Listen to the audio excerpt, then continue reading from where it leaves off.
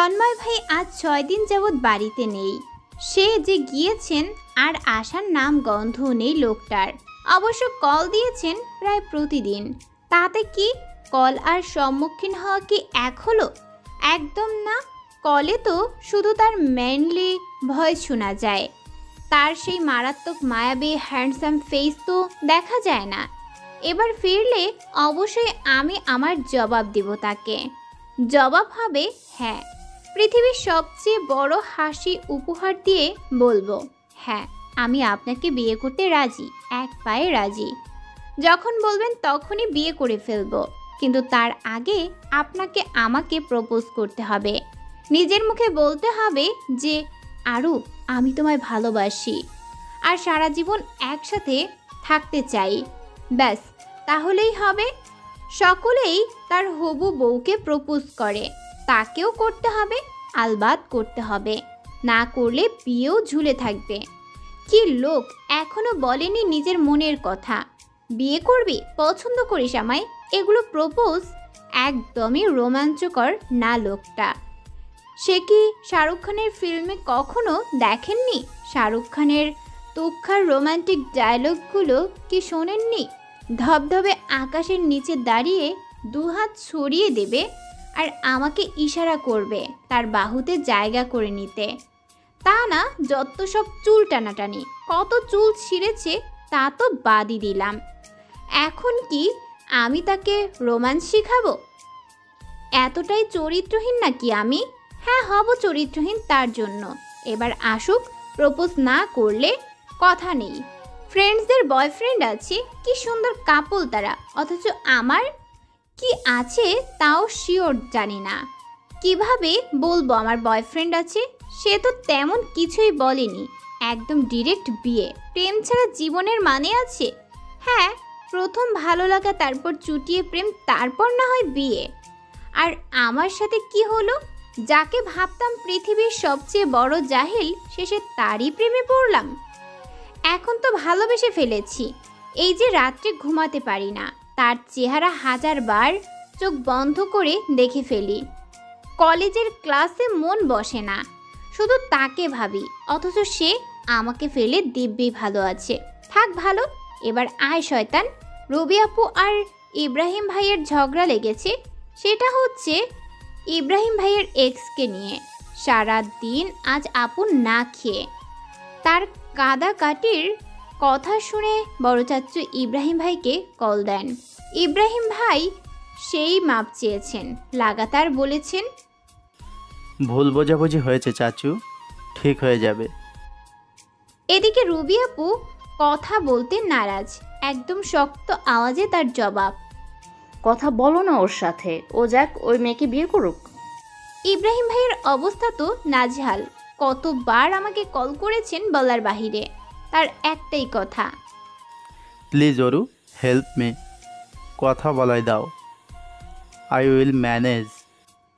কিভাবে ম্যানেজ করবেন? রবি আপু তো কথাই বলতে চাচ্ছেন না। আমি তো ইব্রাহিম ভাইয়ের দোষ দেখছি না। আপু তো জানতেন তার এক্স রয়েছে, জানার পর রিলেশনে গিয়েছেন। এখন হঠাৎ দেখা হয় ভাইয়া তার এক্সের সাথে ছবি তুলেছেন। সেই ছবি এক্স তার ফেসবুক অ্যাকাউন্টে ছেড়েছেন, সেটা আবার আপু দেখে ফেলেছেন। এখন আপু রেগে মেগে শেষ। ইব্রাহিম ভাইয়ের কথা হচ্ছে সে তার এক্স, অতীত। বর্তমানে তার জীবনে কোনো জায়গা নেই, সে শুধু ছবিটি তুলেছেন ব্যাস। অথচ আপু মানতে নারাজ। এখন এই ঝামেলা থেকে উদ্ধার করতে পারবেন তন্ময় ভাই, কিন্তু তন্ময় ভাই খুবই বিজি। বাংলাদেশের প্রধানমন্ত্রী যে, তাই উনি 24 ঘন্টা বিজি থাকেন। পৃথিবীর মোস্ট বিজি শেডউল নিশ্চয়ই ওনার। তারপর কল লাগালাম, এবার রিসিভ হয়েছে। কি হয়েছে বল? দেখো কি অবাস্তবিক লোক, সারাটা দিন একটা কল দিল না, যাও আমি দিলাম, বলতেছে কি হয়েছে বল। মন তো চাচ্ছিল কলটা কেটে দিই, নিজেকে নিয়ন্ত্রণ করে বললাম, এভাবে বলছেন যেমন আমি আপনাকে ডিস্টার্ব করছি। আপনাকে ডিস্টার্ব করার জন্য আমি বসে নেই, আমারও অনেক কাজ, হোমওয়ার্ক আর কত কি। ওপাশ থেকে হাসির আওয়াজ, মনে হচ্ছে গোসল ঘরে ছিলেন। ঝর্ণা বন্ধ করার শব্দ হলো। ইস, আচ্ছা, হোমওয়ার্ক। তারপর আর কি কাজ শুনি? আপনাকে কেন বলবো? কে আপনি আমার? যাকে তাকে আমি আমার সারাদিনের কাজের এক্সপ্লেন দিব নাকি? অথচ যাকে তাকে চেঁচে ফোন দেওয়া হচ্ছে, তাই না? যা, কলটা কেটে দিলাম। বলবো না এই লোকের সাথে কথা। পরপরই মনে পড়ল আপুর কথা। নিশ্চয়ই কাঁদছে। ইব্রাহিম ভাইয়ের অবস্থাও ভালো না। মান ইজ্জত বেচে দিয়ে আবার কল দিলাম। সে রিসিভ করলেন। ওই পাশে মিষ্টির হাসির আওয়াজ। মিষ্টি না ছাই। কি হয়েছে কি? নিজের জন্য কল দেইনি, নির্ঘাত প্রবলেম আছে তাই দিয়েছি। আপনাকে কল দেওয়ার জন্য আমি সারাদিন মোবাইল নিয়ে বসে থাকি না। এবার সে খুব মিষ্টিভাবে ডাকলেন। ওরু। মনে হলো আমার এত অভিমান নিমিষেই হারিয়ে গেল। এত এত রাগের একটুও অবশিষ্ট নেই। তার স্থির কণ্ঠ। এই 4 দিন আমি অনেক ব্যস্ত ছিলাম। এই তো মাত্র রুমে এসেছি। গোসল শেষে তোকেই কল দিতে যাচ্ছিলাম। খেয়েছিস? বাচ্চাদের মতো চুপ হয়ে গেলাম। চোখ টলমলো করছে। ছোট আওয়াজে জবাব দিলাম, লক্ষ্মী মেয়ে। এখন বলতে কি হয়েছে? Why you are so disturb today? আমি নিমিষেই সব বলে দিলাম। তন্ময় ভাই হাসলেন, বললেন, আচ্ছা ঠিক আছে, আমি দেখছি। রাত হয়েছে, এখনও জেগে আছো কেন? কি বলবো? আপনি আমাকে ঘুমাতে দেন কোথায়? এই তো রাতে গেলে শুধু আপনার কথা মনে পড়ে। ঘুমাতেই পারি না। সারা রাত এদিক সেদিক করি। এ কি করে ফেললেন আমার সুন্দর জীবনটার? ঘুম আসছে না। এভাবে ফোন নিয়ে থাকলে আসবে? হুম। সেলফোন রেখে চুপচাপ ঘুমিয়ে যাবি, ওকে? আচ্ছা, একটু কথা বললে কি হয়? এই তো মাত্র কল দিলাম। মানুষ ঘন্টার পর ঘন্টা কথা বলে, আর সে এখনই রাখতে বলছে। অবশ্য সে খুবই ক্লান্ত। সারাদিন পর মাত্র ঘরে ঢুকেছেন। নিশ্চয়ই খাননি এখনো। আমি বললাম, খেয়েছেন? ইচ্ছে করছে না। খেয়ে তারপর ঘুমাবেন। সে একটু চুপ থেকে জবাব দিলেন, আচ্ছা, খেয়ে দে তারপর ঘুমাবো। আমি হাসলাম। সে খুবই সুইট, আবার শয়তানও। সবই সে। সকালে উঠে আরেক তাজা নিউজ। তা হচ্ছে আপু আর ভাইয়ের বিয়ের ডেট ফিক্সড হয়েছে আগামী মাসের 21 তারিখ। বাহ, মাত্র 1 মাস বাকি। চাচুরা এখনই সকল কিছুর আলোচনা করছেন। রবি আপুর রুমে যেতেই দেখলাম সে হেসে হেসে কথা বলছেন। পরপর জানতে পারলাম তাদের সমস্যা সমাধান হয়ে গিয়েছে। তন্ময় ভাই কি এমন বললেন যে সব ঠিক হয়ে গেল? জাদু। সুমন্তার গানটা গেয়েছেন নিশ্চয়ই। কলেজে গিয়ে আরেক প্যারা।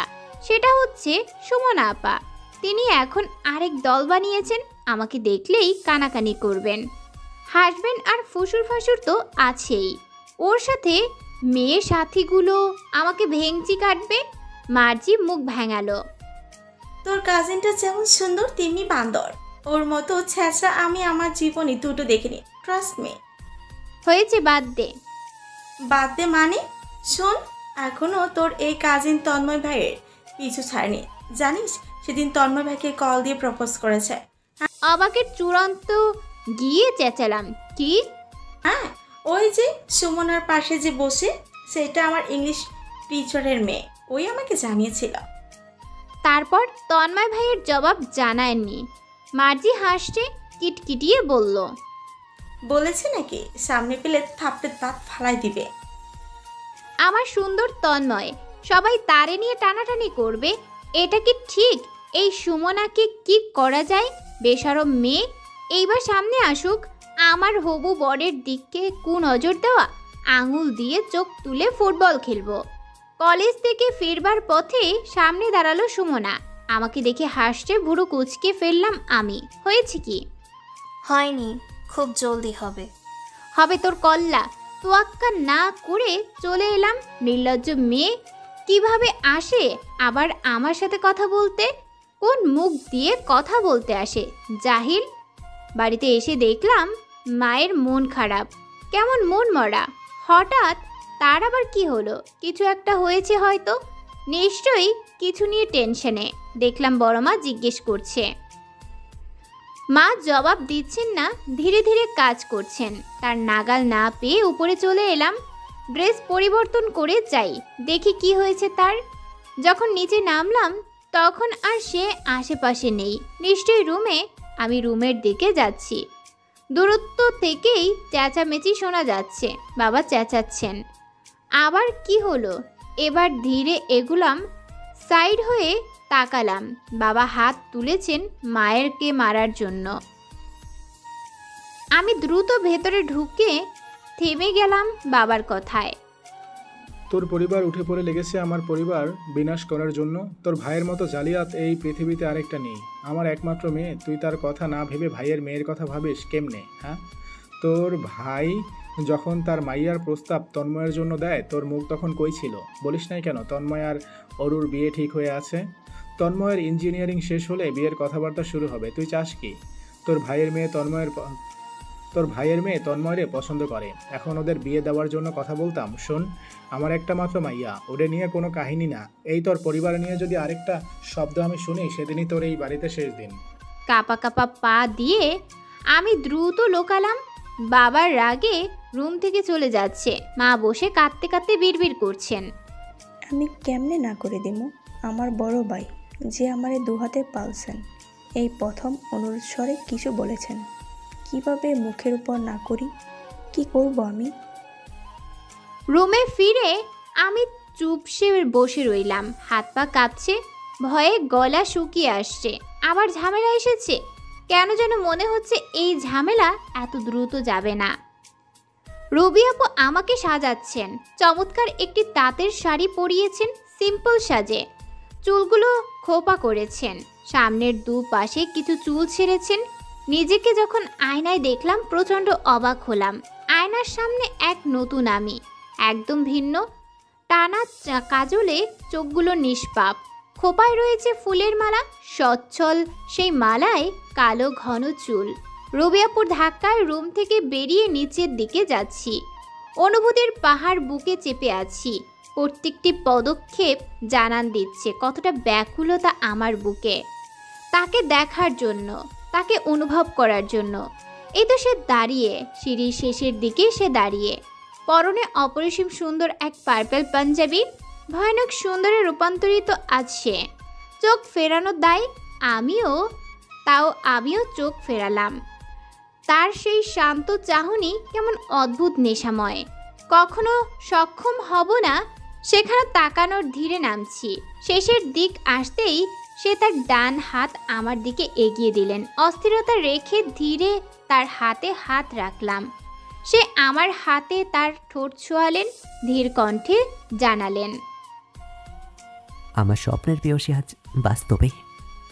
চোখ শক্ত করে বন্ধ করে নিলাম। এই অনুভূতি খুব যন্ত্রণাদায়ক। শ্বাস আটকে আসছে। তীব্র হার্টবিট নিয়ে আবেগী চোখে তার পানে চেয়ে। মধুময় এই সময় যেন থমকে যায়, সারা জীবনের জন্য থমকে যায়। সে শক্ত করে হাত ধরলেন, পাশাপাশি হেঁটে বেরোচ্ছি দুজন। বাইকে ওঠার সময় সে কোমরে স্পর্শ করে উঠতে সাহায্য করলেন। আদুরে ভাবে চোখ বন্ধ করে ফেললাম। তারপর ধীরে পেছন হতে দু হাত তার দুপাশে ছোঁয়ালাম। সে বাইক স্টার্ট দিলেন। বাইক চলছে, দুজন বেরিয়ে পড়লাম অজানা উদ্দেশ্যে। নির্জন এক স্থানে পৌঁছেছি, প্রকৃতির অপরিসীম ছোঁয়ায় চারপাশে। সে ঘুরে আমাকে ছুঁয়ে দিলেন। অনুভূতির জালে চোখ বন্ধ করে ফেললাম। অনুভব করলাম তার ঠোঁট ক্রমশ আমার ঠোঁট বরাবর আসছে। এই তো ছুঁই ছুঁই। শাড়ি শক্ত করে চেপে ধরলাম। তার হুমকি ভয়েস, ভালোবাসি।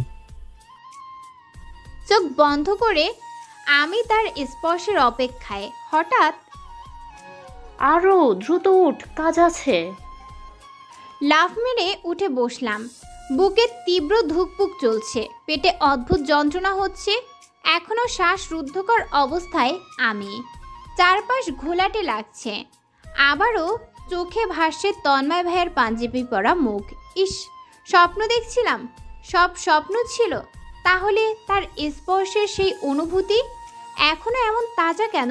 মনে হচ্ছে সে আমাকে ছুঁয়েছে অদ্ভুতভাবে। রুবি আপু অবাক কণ্ঠে বললেন, কি রে, হয়েছে কি? লজ্জায় মাথা নিচু করে ফেললাম। রুবি আপু না ডাকলে চুমুটা বালিশে মুখ চেপে নিলাম। ভাবতেই শরীর শিউরে উঠছে। এমন অদ্ভুত স্বপ্ন আমি দেখছিলাম, মুখ দেখানোরও জায়গা নেই এখন। কি হচ্ছে আমার সাথে? মাথা উঁচু করে ছলছল নয়নে আপুর দিকে তাকালাম। রুবি আপু কপালে হাত ছোঁয়ালেন। জ্বর হয়েছে নাকি? না তো, অসুস্থ লাগছে নাকি? পিরিয়ড হয়েছে? বিরক্তিকর স্বরে বললাম, ধুর না। তাহলে এমন সাইকো বিহেভিয়ার কেন? তাজ্জব বনে গেলাম। Psycho behaviour? আমার এগুলো সাইকো বিহেভিয়ার লাগছে? তো পাগলের মতন গুনগুন করিস, বালিশ চেপে আছিস, একটু একটু আবার হাসিস, আবার লজ্জা লালও হচ্ছিস, সাইকো তো লাগছে। হঠাৎ আমার কাছাকাছি আসলেন, অবাক কণ্ঠে প্রশ্ন করলেন, কি রে, তন্ময়কে নিয়ে আবার খারাপ স্বপ্ন দেখিসনি তো? ছি, কি বলো, গেট আউট। আপু হাসছেন। দ্রুত ওয়াশরুমে দৌড়ালাম। কি একটা অবস্থা! ওয়াশরুম হতে বেরিয়ে দেখলাম দীপ্ত বিছানায় বসে, হাতে চকলেট কোন। কে এনেছে? চাপা স্বরে বললাম। ভাই। জোরে চেঁচালাম, কে? কান দু হাতে চেপে জবাব দিল, বাড়িতে কয়টা তন্ময় ভাই? আমার দৌড় আর কে দেখে। দৌড়ে তার রুমে উকি দিলাম, নেই সে। আবারও ঘুরে নিচে নামলাম, সেখানেও নেই। আশেপাশে খুঁজলাম, নেই তো। রেগে রুমে গেলাম, দিলাম দীপ্তর মাথায় থাপ্পড়। রাগী কণ্ঠে বললাম, একদম এই বিষয় নিয়ে ফাজলামো করবি না, কখনো না। এত প্রত্যাশার নিমেষেই ভেঙে গেল। এই যে কতটা কষ্ট, তা যদি দীপ্ত বুঝতে পারত। দীপ্ত চোখ কুঁচকে ফেলল। ইনফরমেশন দেব না তোমায়, আর গেলাম। ওর গেঞ্জি টেনে ধরলাম। আবারও প্রত্যাশাময় চোখ দুটো দেখিয়ে প্রশ্ন করলাম, মিথ্যা কেন বললি? বিরক্তি নিয়ে জবাব দিল, উফ, তুমি পুরো কথা শুনলে কই? অস্থির গলায় বললাম, আচ্ছা শুনছি, বল। ভাই মেইন গেটের সামনে দারোয়ান কাকার সঙ্গে কথা বলছেন। আবার দৌড় লাগালাম। পেছন থেকে দীপ্ত চেঁচাচ্ছে, এভাবে যেও না, তার বন্ধুরা এসেছে সাথে, তোমাকে ভাই আস্ত গিলে ফেলবে। না থেমে আমি রাস্তা বদলালাম, ছাদে চললাম। ওখান থেকে তো আর দেখবে না। গিয়ে দেখলাম রুবি আপুও দাঁড়িয়ে, মিষ্টি হেসে তাকিয়ে। ওহ, তার মানে ইব্রাহিম ভাইও এসেছেন। বাব্বা! আমিও পাশে দাঁড়ালাম। ওই তো সে দাঁড়িয়ে, সকালের স্বপ্নের লোক। স্বপ্নে আমাকে হেনস্থা করে কত সুন্দর করে দাঁড়িয়ে। সে এত সুন্দর কেন? রুবি আপু চমকে উঠলেন। এখন এলি? মাত্র। তুমি জানতে ইব্রাহিম ভাই আসবে? না, দীপ্ত জানালো।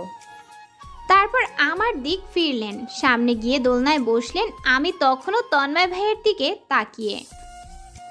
তন্ময় জানলে খুবই রেগে যাবে। জিজ্ঞেস করলাম, কোন বিষয়ে? এই যে সুমনার ব্যাপার। আমিও সহমত। সে পূর্ব হতেই সুমনাকে তেমন পছন্দ করেন না। এখন যদি এগুলো শুনেন, এবার রাখবে না, বোমা ফাটাবে বাড়িতে। তার দরজার সামনে দাঁড়িয়ে। তন্ময় ভাই আগে তার রুমে আসবেন, এসে ফ্রেশ হবেন, কাজ শেষ করে নিচে নামবেন। তার আরেকটি ভালো দিক হচ্ছে সে রুমের মানুষ আনেন না। মানুষ বলতে তার বন্ধু বা ভাই ব্রাদার্স। তারা আসলে ড্রয়িং রুম বা ছাদে তাদের নিলে সে আগেই বলে যাবে, কেউ যেন ছাদে না ওঠে। এদিকগুলো বড্ড কিউট। দেখলাম সে আসছে, দ্রুত সোজা হয়ে দাঁড়ালাম, ওড়না ঠিকভাবে ছড়িয়ে নিলাম। সে আমাকে লক্ষ্য করে ভুরু উঁচু করলেন। আমতা আমতা করে বললাম, নিচে নামছিলাম। দরজার সামনে দাঁড়িয়ে নিচে নামছিলি? হ্যাঁ, মানে আপনাকে দেখে দাঁড়ালাম। কিছু লাগবে আপনার? সে আমাকে টপকে ভেতরে ঢুকলেন। সাহস জুগিয়ে পেছনে পেছনে আমিও ঢুকলাম। কি সুন্দর গোছানো রুমটি। এখানে যে একজন ব্যক্তি বসবাস করেন তা অবিশ্বাস্য মনে হবে। একটুও ময়লা নেই, ক্লিন একদম। এত সুন্দরভাবে ক্লিন তো আমার রুমও নেই। এদিক সেদিক কাপড় পরে আছে হয়তো। ঘুম থেকে উঠে বিছানাও গুছিয়ে আসেনি। সে তার হাতের ব্যাগ ড্রেসিংয়ে রাখলেন, একে একে হাত ঘুরিয়েও খুলছেন, বললেন, আপাতত কফি খাওয়াতে পারিস? একটুও রোম্যান্টিক না। ধুর, কোথাও একটু মিষ্টি কথা বলবে, কফি। হুম। আমি ঠায় দাঁড়িয়েই রইলাম। কফি কেন, মধু আনি। তন্ময় ভাই আমার দিক ফিরলেন। কি হয়েছে? না, যাচ্ছি। সে পিছু ডাকলেন। ওটা ঠিক করে নে, চুল বেঁধে যা, নিচে মেহমান আছে। এগুলো মনে থাকে? ইব্রাহিম ভাইকে সেই খাতির করা হচ্ছে। বড় মা পরপর যা আছে বাড়িতে সব সার্ভ করছেন। আমাকে দেখতেই পাশে বসতে ইশারা করলেন। আমি বসলাম। ধীর কণ্ঠে প্রশ্ন করলেন, আমার উনি কই? দুষ্টু স্বরে বসলাম। আপু আপনাকে অলরেডি দেখেছে। সত্যি? কিভাবে? ছাদে দাঁড়িয়ে এক ধ্যানে শুধু আপনাকেই দেখছে। বড় হাসি তার ঠোঁটে ঝুলে। ওয়াও, ডেকে আনো না প্লিজ। কি পাবো আনলে? যা চাইবে। ইস, মৃত্যু। সত্যি? ঘুরতে নিতে হবে আমাদের। ওয়াও, এটা তো আরও উত্তম। অবশ্যই। দীপ্তকে ইব্রাহিম ভাই নিজের কাছে বসালেন। বাড়ির সম্পর্কে, ওর পড়ালেখা নিয়ে সকল প্রশ্ন করছেন। তেমনি দীপ্ত উত্তর দিচ্ছে। বাহ, দীপ্ত জিজু পেয়ে গেল। রান্নাঘরে হাজির হলাম। কাউকে না পেয়ে নিজের মাতব্বারি শুরু করলাম। গরম পানি মগে ঢালতে গিয়ে হাতে ফেলেছি, সাথে সাথে জ্বলে উঠল। আর একটু হলেই হাত পুড়ে যাচ্ছিল প্রায়। কোথা থেকে মা দ্রুত আসলেন, হাত ধরে পানিতে চুবিয়ে দিলেন। ফ্রিজ থেকে ঠান্ডা পানি এনে হাতে ঢাললেন। সে অতঃপর আমাকে বকছেন, এত বড় হয়েছে এখনও ঠিকভাবে একটা কাজ করতে পারে না। পাতিল হতে পানি হাতে কেমনে পড়ে? হ্যাঁ। আমি আদুরে চোখে তার দিকে তাকিয়ে। মা তো মাই হন। ছোট চাচি মলম আনলেন পোড়ার, হাতে লাগিয়ে দিলেন। হায় রে আরু, তোর কপাল ভালো, নাহলে অন্য বাড়ি বিয়ে হলে তোর শাশুড়ি দ্বিতীয় দিন ফেরত পাঠাতো। ভাগ্যিস বেঁচে গেলি। আমি লজ্জা পেলাম। আবারও পানি ধরতে যেতেই মা ধমক দিলেন, কি করবি? কফি তন্ময় ভাইয়ের জন্য। মা হাসছেন আর চোখে তাকিয়ে বললেন, আমি বানিয়ে দিচ্ছি। পেছন থেকে তাকে জড়িয়ে ধরলাম। মা আমার একটু রাগী। ভাইদের অনেকটা ভালোবাসেন, তাতে কি? মা তো আমার। দিন শেষে সেই ভালো তো আমাকেই বাসেন। বন্ধুদের রেখে রুমে গিয়ে বসে। ড্রয়িং রুমে বসেও তো কফি খাওয়া যাচ্ছে, তাই না? ও হ্যাঁ, তার তো আবার রোগ রয়েছে পরিষ্কার পরিচ্ছন্নতার। বাহির থেকে এসেছেন যে, আপাতত গোসল করবেন, তারপর বেরোবেন। কত কাহিনী। আমি কফি দিয়ে দফা রফা হয়ে যাব। এমন আনরোম্যান্টিক লোকের সাথে থাকবো না। একটু হেসে মিষ্টি করে কথা বললেই হচ্ছে, সেটাও করেন না। উনি নাকি আবার আমাকে পছন্দ করেন। ইস, ছাই করেন। তার কোনো অঙ্গভঙ্গিতে মনে হয় সে আমাকে পছন্দ করেন। মুখে তো কিছু বলেই না, আর ইশারা তো আরও আগে না। ওই একটু আধটু তাকিয়ে থাকেন, ব্যাস হয়ে গেল তার অদ্ভুত। আপাতত তার রুমের সামনে দাঁড়িয়ে ভাবছি, পারমিশন ছাড়া যাব নাকি? পারমিশন লাগবে কেন? তার আছেটা কি? আমি ঢুকলাম। তন্ময় ভাই নেই গোসলে। আমি ধীরে তার রুমে পায়চারি শুরু করলাম। টেবিলে বড় বড় বুকস পড়ে। এভাবেই কি তাকে ব্রিলিয়ান্ট বলা হয়? এগুলোই পড়ে বুঝি। বইয়ের মাঝে মাঝে ট্যাগ লাগানো, you have to finish it Tanmoy. আমি হেসে ফেললাম, পারেও বটে। কিছু স্কেচ পেলাম, ঘর বাড়ি দালান হাবিজাবি আর্ট করা। আমার কাছে তো হাবিজাবিই লাগছে, হয়তো তার কাছে ইম্পর্ট্যান্ট। অবশ্য আর্ট করতে তিনি খুব ভালো পারেন। দীপ্ত রুবিয়াপুর অ্যাসাইনমেন্টে আগে তন্ময় ভাই সাহায্য করতেন কোনো কিছু আর্ট করতে হলে। তার কাছেই আসা হয়। আমি আসতাম না বাবা। তাকে আমার যা অপছন্দ ছিল, আসার প্রশ্নই উঠত না। লাস্ট স্কেচটিতে নজর আটকালো। পৃথিবীর সকল আকর্ষণ আসলো স্কেচটির ওপর। একটি মেয়ের স্ট্রাকচার আর্ট করা, উপরের কর্নারে ছোট ছোট অক্ষরে লেখা প্রেয়সী। ভালোভাবে নজর বোলালাম। কামিজে রয়েছে মেয়েটি, ওনার কোনা নিচে ছুঁয়ে। ঠিক ঠিক জায়গায় কয়েকটা ছোট ছোট তিল ব্যবহার করেছেন, যেমন কানের লতিতে থুতনির নিচে। অদ্ভুত লাগলো গলার বিশেষ কিছুটা নিচের তিলটা দেখে। এমনভাবে নজর রেখে আর্ট করেছে। লোকটা কোন মেয়ের ইজ্জত নিয়ে ছিনিমিনি খেলছে। হঠাৎ দ্রুত স্কেচ নিয়ে ড্রেসিং টেবিলের সামনে দাঁড়ালাম। গলার জামাটা একটু নিচে ধরলাম। গলাটা শুকিয়ে আসছে, ঠিক ডান পাশের তিলটা স্কেচেও তা। পরপর বাকি তিলগুলো ঠিকঠাক পেয়ে গেলাম। নিজের শরীরে এত জায়গায় তিল তা আমি নিজেও জানি না। লজ্জায় শ্বাস আটকে আসছে। এ কেমন অদ্ভুত আচরণ! ছি, লোকটা তো বড্ড লুচ্চা। এইটা যেখানে ছিল সেখানে রাখাই উত্তম। এটা নিয়ে তার সামনে পড়ার মানে নেই কোনো। দৌড়ে যেতে গিয়ে স্কেচ হাতে ফ্লোরে পড়ে গেলাম। আমার চেঁচানো শুনে সে তৎক্ষণাৎ বেরিয়েছেন। তার পায়ের সামনে স্কেচটি। কি মারাত্মক অসুন্দর পরিস্থিতি! দ্রুত উঠে দাঁড়ালাম। স্কেচ ধরার আগে তন্ময় ভাই তা উঠালেন। সেটার দিক কিছুক্ষণ তাকিয়ে থেকে আমার হাতে ধরিয়ে দিলেন। হাতে স্কেচ নিয়ে দাঁড়িয়ে দেখছি তিনি চুল মুছতে ব্যস্ত। উনি কি এটার এক্সপ্লেনও করবেন না? এত বড় কাণ্ড করে ভাব নিচ্ছে কিছুই হয়নি। তার তো একটু উচিত ছিল তোতলানোর। তার সিক্রেট ফাঁস হয়ে গেল, সেদিকে কোনো ধ্যানই নেই। আজকে তো তাকে আমি খেয়ে ফেলবো। সংযত কণ্ঠে প্রশ্ন করলাম, এটা কে? তিনি আমার দিক ঘুরলেন। তোর ভাবি, সুন্দর না? চোখ বড় সড়ো করে তাকালাম। ভাবি? কে কার ভাবি? আমি আমার নিজের ভাবি? এটা তো আমার স্ট্রাকচার। চোখ পিট পিট করে জবাব দিলাম, সুন্দর না? একদম না। এর থেকে সুন্দর মেয়ে আছে। আমার স্কুলের মেয়েগুলো। আরও হাত তুলে ইশারা করলেন থামতে। মাঝ সেন্টেন্সে কেউ আমাকে থামায় না, অথচ এই লোক সেটাও করে ফেলল। তারপর ড্রেসিং থেকে ফোন নিয়ে একটু টিপে আমার সামনে ধরলেন। মেসেঞ্জার এটা, চ্যাট ওপেন করেছেন, করো। প্রোফাইলে বোঝা যাচ্ছে ওই পুলিশ অফিসারের মেয়েটা প্রপোজ করেছে অলরেডি।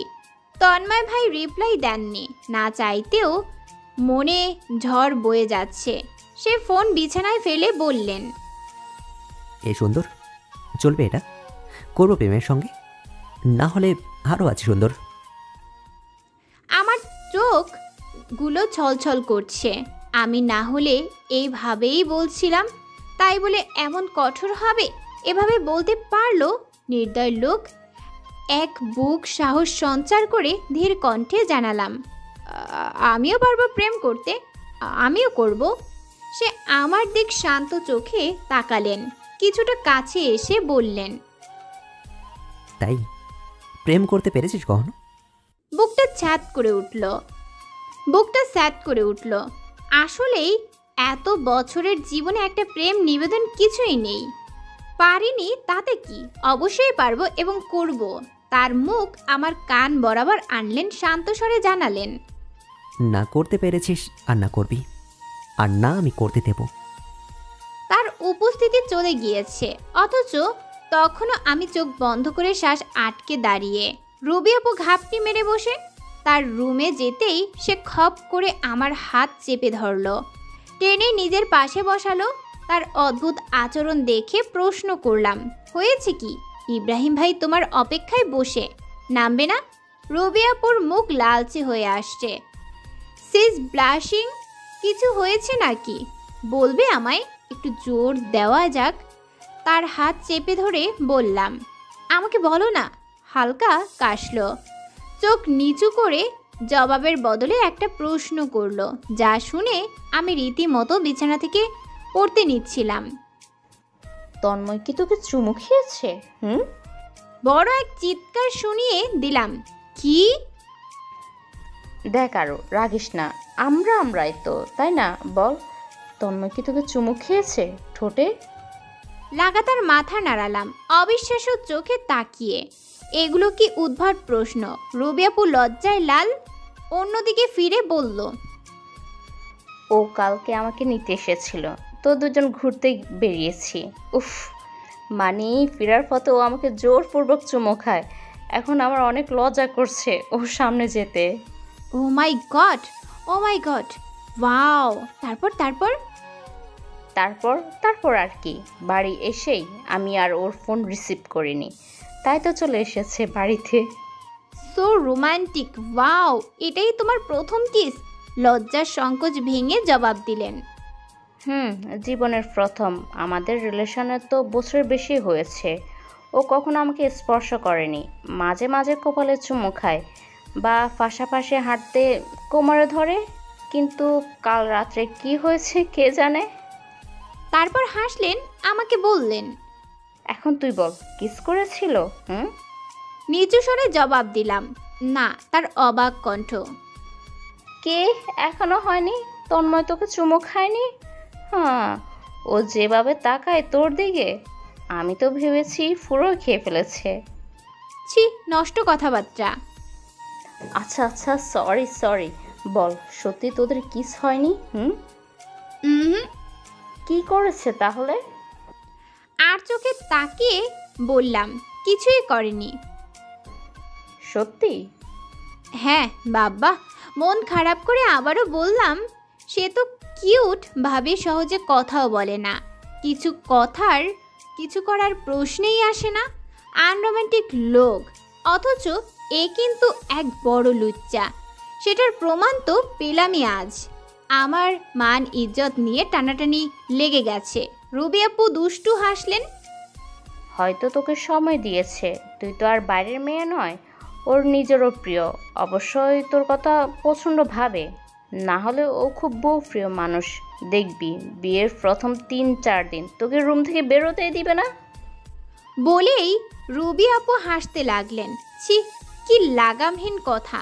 রুবি আপুটা বড্ড আধুনিক, অথচ ইব্রাহিম ভাইয়ের এক চুমুতে ঘায়েল। হঠাৎ দীপ্ত হাজির অধিক বয়স্কদের আওয়াজ টেনে বলল, এই যে শোন, টু বি বাইট, জিজু এসেছে। আমি দীপ্তর দিক তাকালাম। ছেলেটা এত অ্যাডভান্স কেন? সব বুঝে এবং বলেও ফেলে। এই ছেলে বড় হলে এর মাঝে লজ্জা নামক বস্তু থাকবে না। মনে হয় না রুবি আপুর জবাব, আমি কোথাও যাচ্ছি না। মানে? আলবাত যাবে, জিজু তোমার অপেক্ষায়, আর জিজুকে অপেক্ষা করানো যাবে না। রুবি আপু অবাক চোখে আমার দিক তাকালেন। দেখছি শারু, এখনই জিনু করছে এই ছেলে।